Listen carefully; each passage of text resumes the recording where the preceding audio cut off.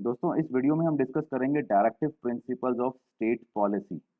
क्या है डीपीएसपी, इसको जब हम शॉर्ट में बोलते हैं डीपीएसपी क्या होता है, डायरेक्टिव प्रिंसिपल्स क्या हैं, कैसे ये स्टेट की एक पॉलिसी बनती है, इसके बारे में हम डिस्कस करेंगे।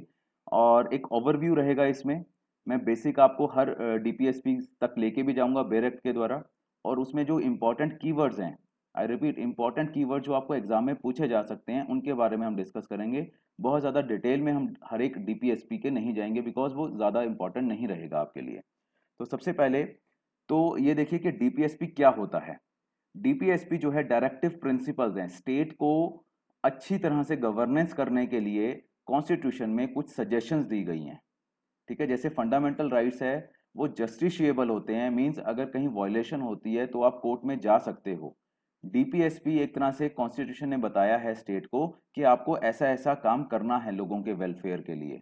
आप कर पाते हो तो ठीक है, नहीं कर पाते तो ऐसा नहीं है कि लोग आपके अगेंस्ट कोर्ट में जा सकते हैं कि देखिए कॉन्स्टिट्यूशन में डीपीएसपी में लिखा है और ये हुआ नहीं, स्टेट ने किया नहीं, तो आप कोर्ट में जा रहे हैं और कोर्ट आपको डेफिनेटली उसका रिलीफ देगा, ऐसा नहीं है, नॉन जस्टिशिएबल है ये। ठीक है। तो पहला मेजर डिफरेंस जो है डीपीएसपी और फंडामेंटल राइट्स में, कि फंडामेंटल राइट्स जो है जस्टिशिएबल हैं, डीपीएसपी नॉन जस्टिशिएबल है। डीपीएसपी एक सजेशंस हैं गवर्नमेंट को ये बताने के लिए अगर आप ऐसा काम करोगे लोगों के तो वेलफेयर में तो बहुत अच्छा रहेगा। अगर नहीं भी कर पाते हो तो कोशिश करो कि आप ऐसा काम कर सको। ठीक है। तो एक तरह से ये सजेशंस हैं, ये कंपल्शन नहीं है गवर्नमेंट के ऊपर, ये आपको याद रखना है। ये पार्ट 4 में है कॉन्स्टिट्यूशन ऑफ इंडिया के। ठीक है। पार्ट 3 में हमने देखा था फंडामेंटल राइट से 12 से लेके 15 तक, 12 से लेके आर्टिकल 35 तक, 35 तक। ये 36 से स्टार्ट हो जाता है और 51 तक रहते हैं डीपीएसपी। ये आइडिया जो था वो बोरो किया था हमारे फ्रेमर्स ने आयरिश कॉन्स्टिट्यूशन से। जो 1937 में आयरिश कॉन्स्टिट्यूशन इनेक्ट हुआ था, वहां से आइडिया जो था बोरो किया था। आयरिश वालों ने इसको कॉपी किया था स्पेनिश से। तो आपको क्वेश्चन में पूछा जा सकता है कि जो इंडिया में डीपीएसपी है कहाँ से बोरोड की, ये आइडिया कहाँ से बोरो, तो आयरिश कॉन्स्टिट्यूशन से हमने बोरो किया था। फंडामेंटल राइट्स जस्ट एक रिवीजन से, एक हमने जो डिस्कस किया था, आपने देखी होगी वीडियो, वो हमने किया था यूएसए के कॉन्स्टिट्यूशन से। डीपीएसपी आयरिश से। DPSP and fundamental rights are contain the philosophy of the constitution and is the soul of the constitution. Means अगर फंडामेंटल राइट्स हैं और डीपीएसपी है तो हम बोलते हैं कि बस आपका मेजर पार्ट जो है, सोल आ गई कॉन्स्टिट्यूशन की। फंडामेंटल राइट्स हमें जीने के लिए बेसिक जो राइट्स चाहिए वो देते हैं। डीपीएसपी स्टेट को बोलती है कि आप ये काम कीजिए और लोगों का वेलफेयर होगा, लोग आपको एक तरह से अच्छी स्टेट मानेंगे, अच्छी गवर्नमेंट आप दे सकेंगे और ओवरऑल हम तरक्की कर सकेंगे। तो डीपीएसपी वो चीज़ है। दीज आर नॉन जस्टिशिएबल, ये मैंने काफ़ी अच्छे से आपको बता दिया कि कोर्ट में आप नहीं जा सकते इनकी एनफोर्समेंट के लिए, जैसे आप फंडामेंटल राइट्स के जा सकते हैं। तो ये एक तरह से सजेशंस हैं, कंपल्शन नहीं है गवर्नमेंट के ऊपर। फीचर्स के बारे में बात करें तो डीपीएसपी डिनोट द आइडियल्स, कि आइडियल स्टेट क्या होनी चाहिए। Should keep in mind while formulating policies and enacting laws. कोई भी लॉ बनाती है गवर्नमेंट, कोई पॉलिसी बनाती है, तो डीपीएसपी को एक तरह से दिमाग में रख के बनाए कि कॉन्स्टिट्यूशन हमें क्या सजेस्ट करता है, हमें किस तरह से काम करना चाहिए। तो वो सब चीज़ें सोच के बनाएगी अगर स्टेट लॉ हमारे, तो वो ज़्यादा बेटर लॉ बन सकते हैं। डायरेक्टिव प्रिंसिपल जो है रिजेंबल करते हैं, आइडिया तो हमने बोरो किया आयरिश से, बट ये रिजेंबल करते हैं instrument of instructions enumerated in government of India act of 1935। 1935 में गवर्नमेंट ऑफ इंडिया एक्ट बना था।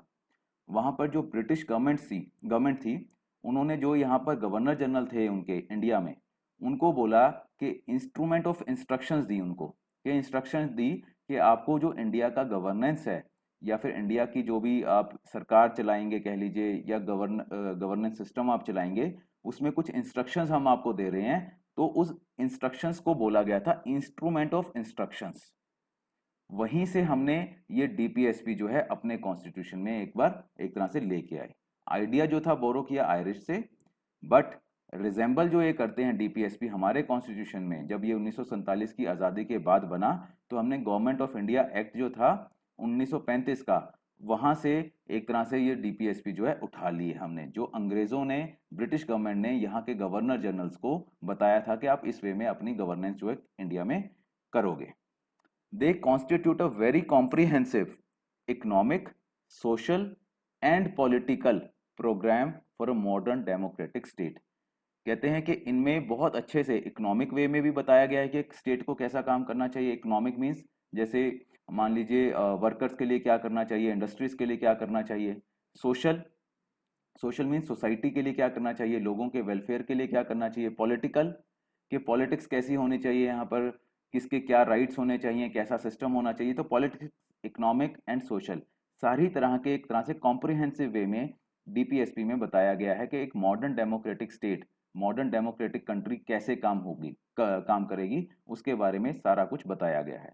डीपीएसपी दो non justiciable in nature help the courts in examining and determining the constitutional validity of a law। कहते हैं justiciable तो नहीं है, but courts को जब भी आप अप्रोच करते हो किसी और काम के लिए, तो कोर्ट्स को भी देखना, कोर्ट्स की हेल्प करती हैं डीपीएसपी कि स्टेट का ये काम था, ठीक है, और स्टेट जो है इसके मुताबिक काम नहीं कर रही, तो कहीं ना कहीं कोर्ट का माइंड इन्फ्लुएंस करने के लिए भी डीपीएसपी जो है एक तरह से यूज की जा सकती है या हेल्प कर सकती हैं कोर्ट्स का। तो ये थे कुछ बेसिक फीचर्स। अब हम डायरेक्टली बेयर एक्ट पे आएंगे, और वहां पर मैं आपको जो डीपीएसपी है जो हमारी 36 से स्टार्ट होती है 51 तक जाती है, ओवरव्यू एक तरह से हर डीपीएसपी का दूंगा, और आपको ध्यान रहेंगी। और जो इसको याद करने का तरीका है वो एक सेपरेट वीडियो के थ्रू मैं आपको दूंगा, जहां पर आप डायरेक्टली याद कर सकते हो कि कौन से आर्टिकल में कौन सी डीपीएसपी मेंशन है। तो डायरेक्टली बेयर एक्ट पे चलते हैं।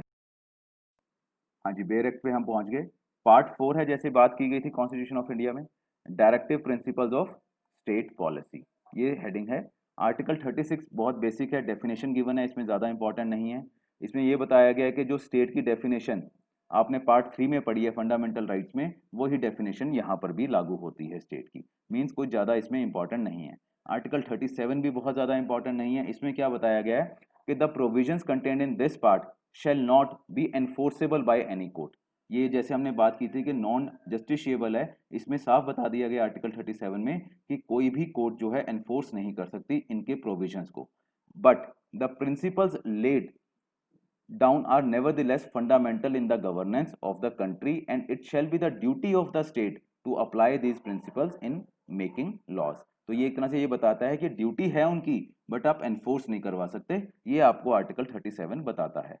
38 आर्टिकल, इसमें क्या बताया है, the state shell strive to promote the welfare of the people by securing and protecting as effectively as it may a social order, ये कीवर्ड है social order, in which justice, social, economic and political shall inform all the institution of the national life। मतलब क्या हुआ कि state जो है अपनी तरफ से हर वो काम करेगी जहां पर लोगों का वेलफेयर हो सकता है, उनके राइट्स को प्रोटेक्ट किया जा सकता है इफेक्टिव वे में। एक सोशल ऑर्डर मेंटेन रहेगा, मीन सोसाइटी एक अच्छे से रहेगी, वेल मेंटेन। जैसे हम सोशल ऑर्डर बोलते हैं कि कोई किसी का जैसे होता है, कोई प्रॉब्लम नहीं रहेगी सोसाइटी में हमारी, जस्टिस मिलेगा हर एक को, सोशल भी, इकोनॉमिकल भी और पॉलिटिकल भी। तो एक तरह से यहाँ पर ये थीम दे दी गई है यहाँ पे साइड में बेयर एक्ट के, कि state to secure social order for promotion of welfare of people. ठीक है, तो ये चीज रही है हमारे आर्टिकल 38 में। तो बाकी जो चीज़ें हैं जो मैं इग्नोर कर रहा हूँ वो आप पढ़ सकते हैं, उसमें बहुत ज़्यादा इंपॉर्टेंट नहीं है आपके एग्जाम से, बेसिक आपको चीज़ें मैं बता रहा हूँ। 39 आर्टिकल, ये काफ़ी इंपॉर्टेंट है। इसमें क्या है, स्टेट जो है direct it's policy toward securing, क्या क्या सिक्योर किया जाएगा, देखिए अब इसमें ध्यान से, that the citizens men and women equally have right to an adequate means of livelihood. Equal rights के बारे में बात की है 39A। एग्जाम में पूछा जा सकता है कि 39A या फिर इक्वल राइट्स जो है मेन एंड वुमेन के, सिटीजन्स हर सिटीजन के लाइवलीहुड के लिए कहां पर बात की है, 39A में। इसके बाद 39B again important, ownership and control of the material resources of the community are so distributed as best to subserve the common good. मतलब जितने भी हमारे कम्युनिटी में रिसोर्सेज हैं उनको इस वे में डिस्ट्रीब्यूट करना चाहिए सो दैट सबका एक कॉमन गुड हो। तभी आपने देखा होगा टैक्सेस जो होते हैं, जो अमीर लोग हैं उनके ज्यादा टैक्सेस लगते हैं, गरीब लोगों के टैक्सेस कम लगते हैं। उससे होता क्या है कि जिनके पास ज्यादा पैसा है उनसे ले लिया जाता है और जिनके पास कम है उनमें बांट दिया जाता है। जैसे वेलफेयर के हमारे कुछ पॉलिसीज होती हैं गवर्नमेंट की कि खाना फ्री खिलाना है, मेडिसिन देनी है, इलाज फ्री करना है, एजुकेशन फ्री देनी है, सो दैट रिसोर्सेज जो है वो डिस्ट्रीब्यूट हो सके। तो वो इंस्पिरेशन या वो जो डायरेक्शन है स्टेट को, वो 39B में गिवन है। 39C में the that operation of the economic system अभी इकोनॉमिक सिस्टम की बात कर रहा है, does not result in the concentration of wealth and means of production to the common detriment. मतलब क्या है कि इकोनॉमिक सिस्टम ऐसा नहीं होना चाहिए, ये ना हो जाए कि कुछ ही हाथों में वेल्थ जो है कंसंट्रेट हो जाए, कि कुछ लोगों के पास तो वेल्थ बहुत ज़्यादा है और बाकियों के पास कुछ भी नहीं है। तो इकोनॉमिक सिस्टम ऐसा होना चाहिए कि सबके पास इकोनॉमिक हो, अपनी इकोनॉमी हो, चलाने के लिए पैसा हो, अपने घर चलाने के लिए, और रिसोर्सेज के लिए भी आपको एक तरह से पैसा मिलता रहे। कंसंट्रेशन ऑफ वेल्थ नहीं होनी चाहिए, ये यहाँ पर कीवर्ड है कंसंट्रेशन ऑफ वेल्थ। तो 39C भी बहुत इंपॉर्टेंट है, आर्टिकल 39 बहुत इंपॉर्टेंट है, याद रखना है। आर्टिकल 39D बहुत ज़्यादा important, again equal pay for equal work, main and women. Direct question आता है कि equal pay for equal work कहाँ पर बोला गया है, तो वो आर्टिकल 39D में है। देखिए आर्टिकल 39A में भी कुछ ऐसी ही बात है, बट वहाँ पर मीन्स ऑफ लाइवलीहुड के लिए इक्वल राइट्स हैं, और 39D में equal pay for equal work for main and women. तो बहुत बार ऐसे प्रोटेस्ट होते हैं वीमेन की तरफ से कि हमें पैसा नहीं मिलता बराबर का, तो यहाँ पर स्टेट को बोला गया है कि आपको इंश्योर करना है कि इक्वल पैसे मिले। 39E again very important, 39E that the health and strength of workers, अब वर्कर्स के बारे में बात की है, workers, men and women, and the tender age of children are not abused, and that citizens are not forced by economic necessity to enter avocations unsuited to their age or strength। Means कई बार क्या होता है, बहुत ही बुरे environment में काम करवाया जाता है वर्कर से, हाइजीन नहीं होती, सिक्योर नहीं होते, वो सेफ्टी मेजर्स नहीं होते, तो इसमें ये बोला है कि उनसे काम नहीं करवाना चाहिए जहाँ पर उनकी एज के अकॉर्डिंग, स्ट्रेंथ के अकॉर्डिंग वो नहीं कर सकते, अनहाइजीनिक या फिर हम बोलें अनसूटेबल एनवायरनमेंट में, इतनी ऐसी इकोनॉमिक नेसेसिटी ना हो जाए हमारे कंट्री में कि उनको करना पड़े। ठीक है, तो ये ई है। एफ के बारे में बात करें, that children are given opportunities and facilities to develop in a healthy manner, ये चिल्ड्रन के लिए बात करी है एफ में। ठीक है, कि चिल्ड्रन की जो अपॉर्चुनिटीज होनी चाहिए उनको डेवलप करने के लिए हेल्दी मैनर में वो डेवलप करें, उनके जो condition and in conditions of freedom and dignity, and that childhood and youth are protected against exploitation and against moral and material abandonment. Means उनकी एक्सप्लॉयटेशन का खास ख्याल रखा जाए, हेल्दी मैनर में वो उनको डेवलप किया जाए, उनकी पढ़ाई लिखाई वगैरह, उनको हर तरह की अपॉर्चुनिटीज। तो चिल्ड्रन के बारे में ये एफ जो है आपका क्लॉज जो है बताता है। तो 39 जो है आपको बहुत अच्छे से दोबारा दोबारा पढ़ना है, इंपॉर्टेंट है, डायरेक्ट क्वेश्चन आ सकता है। 39A बहुत important, again equal justice and free legal add, इसके ऊपर आजकल बहुत काम हो रहा है। आपने देखा होगा फ्री लीगल एड बहुत सारे लोगों को दी जा रही है, कि कोई भी डेस्टिट्यूट है, फीमेल है, रिजर्व कैटेगरी में है, डिसेबल है, उनको सबको जो है फ्री लीगल एड जो है गवर्नमेंट प्रोवाइड कर रही है किसी भी तरह के केस के लिए, हाई कोर्ट में, सुप्रीम कोर्ट में, डिस्ट्रिक्ट कोर्ट्स में। ठीक है, the state shall secure the operation of the legal system promotes justice on a basis of equal opportunity and shall in particular provide free legal aid by suitable legislation. ये बोला गया है कि हर एक को जस्टिस मिले, जस्टिस मिले तो उनको अपॉर्चुनिटी मिले कि वो जस्टिस सिस्टम में पार्टिसिपेट कर सके, और अगर उनके पास रिसोर्सेज नहीं है तो उनको फ्री लीगल एड बने, उसके रिगार्डिंग कानून बने। तो ऐसे कानून जो है गवर्नमेंट ने बनाए हैं, जो हमारी लीगल सर्विसेज अथॉरिटी है नेशनल लेवल पे भी, स्टेट लेवल पे भी, वो इंश्योर करती है कि सबको फ्री लीगल एड मिले जो भी उन पैरामीटर्स पे खरा उतरता है। Article 40 state shall take steps to organise village panchayat, तो ये ऑर्गेनाइजेशन ऑफ विलेज पंचायत से रिलेटेड है। तो आपको याद रखना है आर्टिकल 40 में विलेज पंचायत की बात की गई है, कि वहां पर एक तरह से पंचायत सिस्टम क्या होता है, एक सेल्फ गवर्नमेंट है, एक छोटे लेवल पे अपनी ही गवर्नमेंट उन्होंने बनाई है, अपने ही थोड़े से छोटे छोटे बेसिक कानून बना देते हैं और उसके बेस पे वो काम करते हैं। बहुत बार आपने देखा होगा खाप पंचायत की भी बात की जाती है। खाप पंचायत ऑल्दो बहुत बढ़िया काम करती हैं इंडिया में, बहुत टाइम से कर रही हैं, बट अभी कुछ रिसेंटली ऑनर किलिंग के बारे में जो खाप पंचायत के व्यूज हैं या उन्होंने उसको सपोर्ट किया है, वो एक तरह से गलत है। उसके बेस पे आप बोल सकते हो कि खाप पंचायत का प्रेजेंट टाइम में ऑनर किलिंग को लेके एक तरह से गलत व्यू है, वो नहीं होना चाहिए, वो इलीगल है। सुप्रीम कोर्ट ने भी बहुत बार बोला है ये, बट अदरवाइज अगर आपको बोला जाए खाप पंचायत ओवरऑल गलत है, ऐसा नहीं है। खाप पंचायत बहुत अच्छा एक डिलीवरी सिस्टम है लोकल, जो ग्रास रूट लेवल पे, विलेज लेवल पे, और ये आर्टिकल 40 में गवर्नमेंट को बोला भी गया है कि आप ऑर्गेनाइज करो विलेज पंचायत, उनको अथॉरिटीज दो, पावर्स दो, सो दैट वो एक छोटे छोटे यूनिट्स जो है बना के अपनी गवर्नमेंट चला सके वहां पर। आर्टिकल 41, आर्टिकल 41 जो है इसमें क्या है, The state shall, within the limits of its economic capacity and development, make effective provision for securing the rights to work, education, to public assistance in cases of unemployment, देखिए keyword आगे, old age, sickness and disablement, in other cases of undeserved want. तो एक तरह से ये बता रही है कि राइट टू वर्क, एजुकेशन है, पब्लिक असिस्टेंस है, कोई भी अगर आपको प्रॉब्लम होती है, कोई अब अनएम्प्लॉयमेंट है, ओल्ड एज है, सिकनेस है, डिसेबल है, तो वहां पर आपको हर तरह से असिस्टेंस मिले, एजुकेशन मिले, आपको काम मिले। तो गवर्नमेंट को एक तरह से ये बोला है स्टेट को कि आपको इस तरह से इकोनॉमिक कैपेसिटी जो है अपनी जो लिमिट्स हैं उनको डेवलप करना है। Article 42, the state shall make provision for securing just and human condition of work and for maternity leave relief, कि वर्क करने के लिए जैसे मैटरनिटी लीव जो है अभी आपने सुना होगा अमेंडमेंट भी हुई है, फीमेल्स में को मैटरनिटी लीव्स दिए जाती हैं मैंडेटरी जो है, ठीक है, बच्चे के पैदा होने से पहले भी और बाद में भी। तो उसके लिए कानून बनाना है स्टेट को जो बना रहे हैं, वर्कर्स को भी काम करने के लिए एक ह्यूमन कंडीशन होनी चाहिए, ठीक है, और वो ऐसी कंडीशन होनी चाहिए जहाँ पे वो काम कर सके प्रॉपर वे में, कहीं एक्सप्लॉयटेशन ना हो। तो आर्टिकल 42 बहुत छोटा सा है बट काम बहुत मतलब डीप बात है इसमें कि ह्यूमन कंडीशंस हैं और उनको एक तरह से सिक्योर करना स्टेट की जिम्मेवारी है। और मैटरनिटी लीव के बारे में भी बात की गई है। तो ये डायरेक्टली क्वेश्चन आ सकता है आपको आर्टिकल 42 पे कि मैटरनिटी रिलीफ कहाँ पे बोला गया है, तो आर्टिकल 42 में। Article 43, state shall endeavor to secure by suitable legislation or economic organization or in any other way to all workers, agricultural, industrial or otherwise, work in a living wage condition of work, ensuring a decent standard of life and full enjoyment of leisure and social cultural opportunities. And the state shall endeavor to promote cottage industry, ये again एक keyword है, cottage industry on an individual और cooperative basis in rural areas। तो article 42 में दो तीन बातें बोली हैं, हम देखते हैं। एक तो कि वेज जो होनी चाहिए लिविंग वेज मीन्स जिससे वो जी सकें, ये ना हो कि 200 रुपये उनको वेजेस मिल रही है जबकि जीने का खर्चा वहां पर 1000 रुपये है।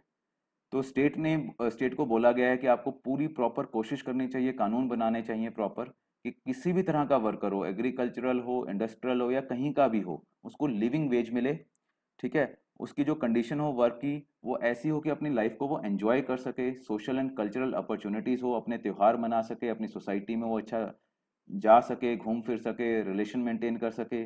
और स्टेट जो है प्रमोट करेगी कॉटेज इंडस्ट्री, जो छोटे छोटे लेवल पे कॉटेज इंडस्ट्री, थोड़े थोड़े लोग मिलके जो इंडस्ट्री बना लेते हैं, ठीक है, कोई जूट इंडस्ट्री हो जाती है, बैग बना रहे हैं, कुछ इस तरह के, ऑन एन इंडिविजुअल और कोऑपरेटिव बेसिस रूरल एरियाज में।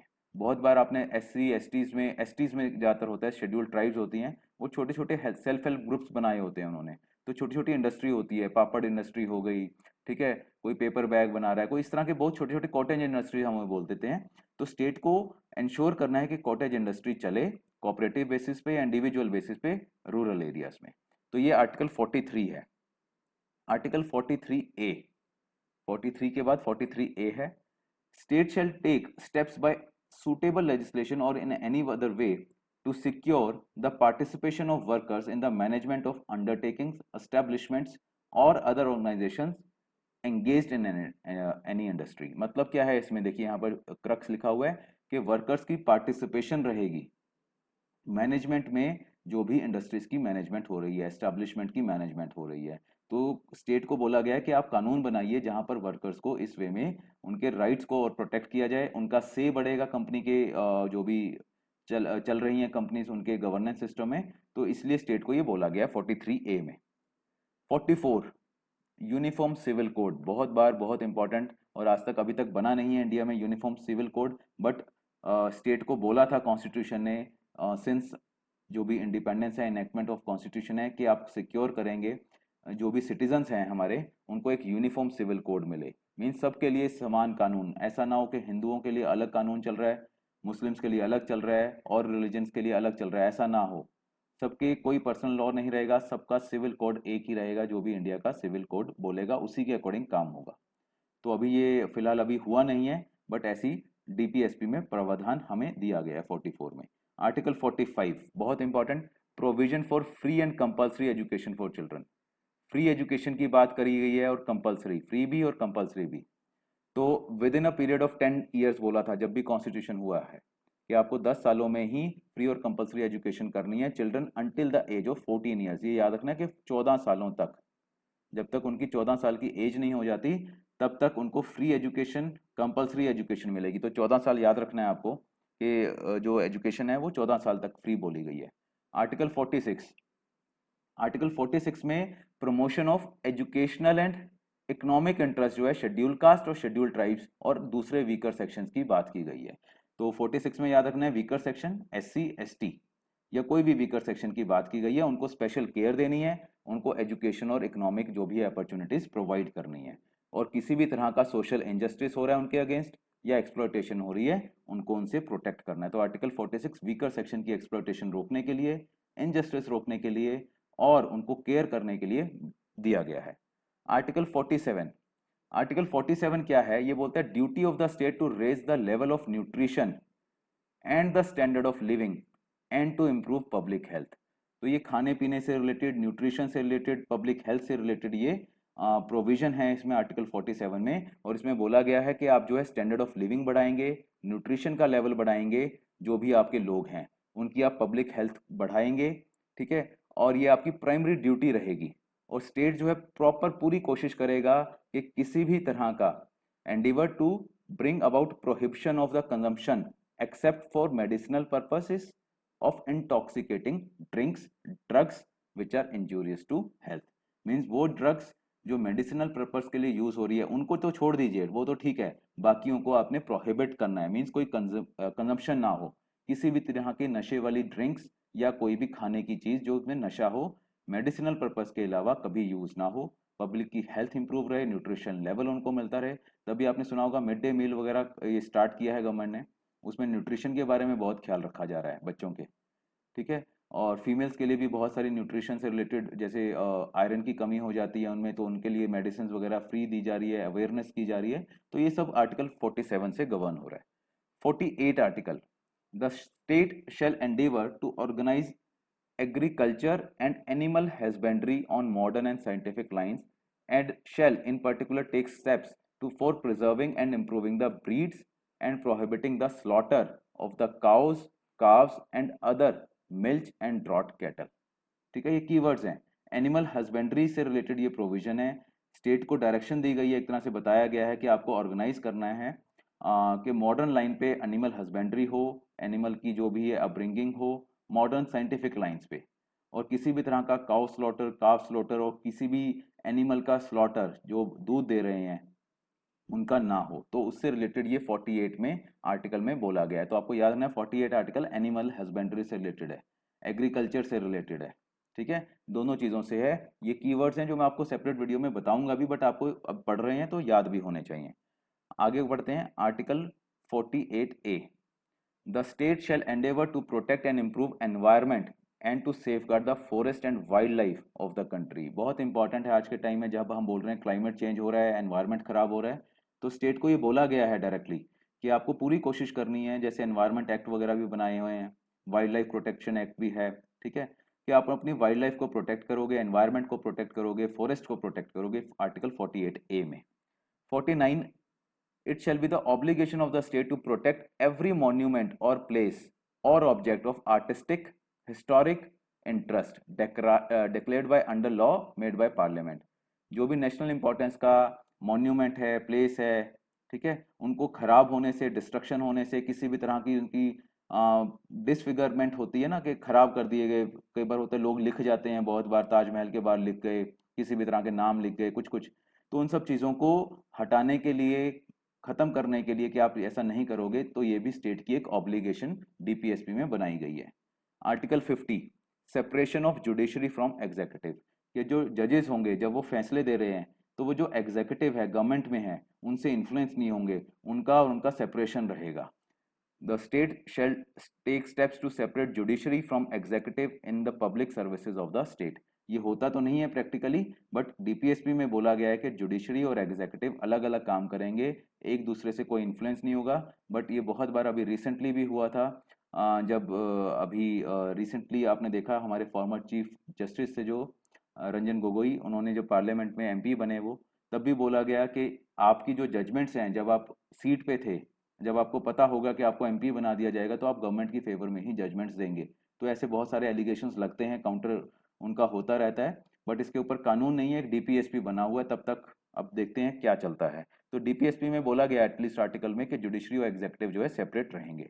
Article 51, promotion of international peace and security, कि आप इंटरनेशनल लेवल पे पीस मेंटेन करेंगे और सिक्योरिटी मेंटेन करेंगे। तो स्टेट की ये ड्यूटी है कि आप इंटरनेशनल पीस मेंटेन करें, सिक्योरिटी मेंटेन करें इंडिया की। जो रिलेशंस हैं बाकी लोगों के साथ, बाकी नेशंस के साथ, वो जस्ट एंड ऑनरेबल होने चाहिए। रिस्पेक्ट होनी चाहिए हमारे दिलों में कह लीजिए या स्टेट में, बाकी इंटरनेशनल लॉ के लिए जो हमने ट्रीटीज़ की हैं बाकी कंट्रीज़ के साथ। जिस भी तरह से हम लोगों के साथ डील करते हैं, हम इनकरेज करेंगे कि जो भी इंटरनेशनल डिस्प्यूट्स है, टेरिटोरियल है या ट्रेड से रिलेटेड है, हम उनको एक आर्बिट्रेशन के थ्रू सेटल करें। आर्बिट्रेशन मीन्स एक तरह से बिना कोर्ट्स के इंटरवेंशन किए हुए आपस में सेटलमेंट करें, बैठकर बातचीत करें, उनके थ्रू हम पूरी कोशिश करेंगे कि हम उनको सेटल करें। तो दोस्तों ये सब चीज़ें हमने अभी पढ़ी है। इसके बाद आ जाता है फंडामेंटल ड्यूटीज़, और ये पार्ट 4A में है। इसके लिए आप सेपरेट वीडियो है मेरा, उसमें आप देख सकते हैं। ठीक है, और आपकी कोई भी क्वेरी तो आप मुझसे इन कॉन्टैक्ट डिटेल्स पे शेयर कर सकते हैं। ये मेरी कॉन्टैक्ट डिटेल्स हैं, और आपका कोई भी फीडबैक है उसके लिए भी आप मोस्ट वेलकम, आप कभी भी उसके लिए कॉन्टैक्ट कर सकते हैं। Thank you.